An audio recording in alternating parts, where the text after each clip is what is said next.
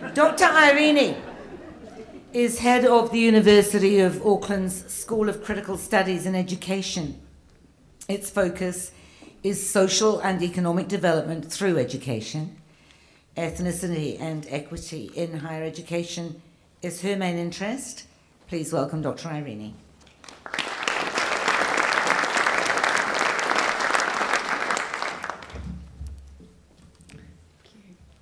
Kia ora hui hui tātou. Tārof lava, whakataita lava mole awanoa. Good evening, everyone. How are we? It's going very well, isn't it? My thanks to EveryChild Counts and Business New Zealand for bringing us all together to get it right for New Zealand's children. It's such an honour to be here. And I'm here to share with you about Pacifica children's potential. I'm going to take a little bit of a different approach. Although I'm a researcher by background, I feel like being a little bit more of a storyteller right now at this time of the evening, so there may be a slightly different approach. Most of my time is spent working in education with adult students who aspire to be teachers, many as Pacifica early childhood teachers, and researchers who are in the pursuit of discovering new knowledge about how education might work best for all children and for society. And I'm finding it energising to be here tonight. I'm looking forward to your comments and questions soon as well. What I notice when I look through the lights and across to you all is that this is something of a unique gathering. We have individuals and representatives here from public and private sector, non-government organisations, community. I see parents, I see children. Things said here have a power that maybe they don't have elsewhere. And being together, working together, is important. I learned about working together when as a child, I watched my mother run a small business. I live in Auckland now, but grew up in Christchurch, and I still have two brothers there. We joked about living in lower Fendleton, but really it was Papanui. Us 5 kids were raised largely by my mother, and she was so loving. She was our full-time mum. But after a few years, my mum faced the prospect of raising us alone. And so with no business background, Mum partnered up with her friend Audrey and bought a business that tapped into their love of the theatre and had hours that could work around the children. Bit of a common story, I think, finding the hours around the children. It was a fancy dress hire business, masquerade costume hire. With a team of 5 part-timers, all mums, it kept us as a family going. And we as kids, we'd work there. That small business saved us. It paid for school uniforms and electricity. It paid for petrol for the Holden station wagon. We learned how to balance the books and sharpened our communication skills. You had to have good skills if you were going to help someone find the courage to wear a rooster outfit.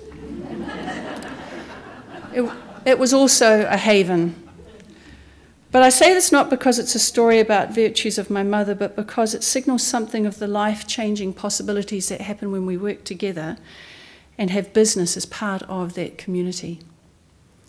We can do what needs to be done when we work together. You do have to care, though. And there is work needed if all of New Zealand's children are to be well and to live well. The case for Pacifica children stands out.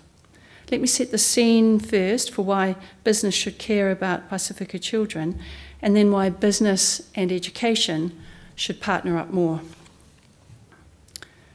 Most Pacific New Zealanders are born here. New Zealand's Pacific children and their families are no longer an immigrant population. This is home. Here in New Zealand, Pacifica peoples love children, are committed to strong families and communities, seeking to be strong in faith, strong in values, strong as citizens. Yet however successful New Zealand appears to be, our Pacifica children are not sharing in that success. Too many children, too many Pacifica children suffer disproportionately in low living standards. Yet at the same time, that love of children means that Pacifica New Zealanders are a young and growing population with real potential, creativity and drive. In less than 20 years, 1 in 5 children in New Zealand will be Pacifica. Their median age is 15 years lower than for New Zealanders overall, except for me. By 2030, Pacifica people will be 1 out of 8 in the younger workforce. But current unemployment figures show that too few Pacifica secure jobs and independent income. In Auckland, for example, 21% of the working age amongst Pacifica peoples, 21% are unemployed. Compare that with the Auckland unemployment rate of 7.5%. For New Zealand to do well in the future, business needs to care that Pacifica children do well today. And this would mean a focus on education. Pacifica people are currently not served well enough by our education system. And although there are some areas of improvement, by hard-working teachers, hard-working schools and their communities, Pacifica young people are underachieving relative to others at all levels. So if you took 100 Pacifica students in 2011, by age 10, 16 of those students would not have basic literacy and numeracy skills. Yet if you take 100 Pākehā students, just 4 will not have these basic skills. And that rolls forward into adulthood. In Auckland, for example, to unlock the potential of Pacifica Aucklanders, we'll have to confront the fact that 81,000 Pacifica Aucklanders have low literacy. 88,000 have low numeracy skills. So we need these skills in order to have progression through school qualifications, through to future opportunities, well-being and higher income jobs. And at the moment, Pacifica people's income levels are amongst the lowest of all New Zealanders. We're overrepresented in the lower skilled occupations and in those that are projected to have low future growth, like clerical office positions, and underrepresented in the occupations with high growth, business professionals. So we need to flip it. And this matters for Pacifica children both as future employees and also when growing up in the households that live off the resources afforded by such jobs. From the big picture, if by 2021 Pacific people's wage incomes are similar to the incomes of non-Pacific peoples in New Zealand, the benefits to the New Zealand economy have been calculated by the Ministry of Pacific Island Affairs to be in the order of $4 to $5 billion. That's the contribution that's waiting to be tapped into. Business needs to care about Pacifica children from a business perspective and from what Dr. Freeth has described as the obligation to do what's right, to do good and to provide leadership. And we do have many initiatives already underway, and they're working to answer that question, what to do. But if we had 1,000 days to get it right for every child, including every Pacifica child, what directions would we say to go in together? Well, here are a few ideas, 4, to get things going in our discussion. 4 ideas for investment of our time, our funds, our expertise. They're not very sexy. You probably can't take photos of people doing really interesting looking things, music, colours and such, but they could make a difference. One is the plan, planning for impact, and Every Child Counts national plan. So after raising the profile of every child, let's create the plan so the country can deliver, and let's contract in to deliver on it. I agree with Liz Gibbs, the chairwoman of Every Child Counts, that it would help to have more focus on where child investment dollars are spent and the difference that investment has made. Maybe there'd be an annual scorecard for impact over that 1,000 days. Idea 2, an Every Child Counts research network. We could expand the available research to help drive innovation, those new ideas for all of New Zealand's children. And it would be a research and development network. So there's an applied dimension to it. And this network would promote collaboration between government, researchers, business. And the first step that we'd do is to work out what are the priorities for research. Not to do it by serendipity, but to plan what do we need to know. The third one is to make progress in Auckland. Auckland is the home to the majority of the country's Pacifica population and critical to New Zealand's overall economic performance. 72% of all of New Zealand's Pacifica school students are in Auckland. So we need a plan for targeted action with business and education together within Auckland to eliminate child poverty amongst Pacifica peoples. There are 88 Auckland schools with rolls of 50% or more Pacifica students. We could start talking to the schools and see how we could help there, with an intention that more Pacifica children come through with the skills readied for higher skilled jobs in higher demand industries. And the final one is zoom in and scale up.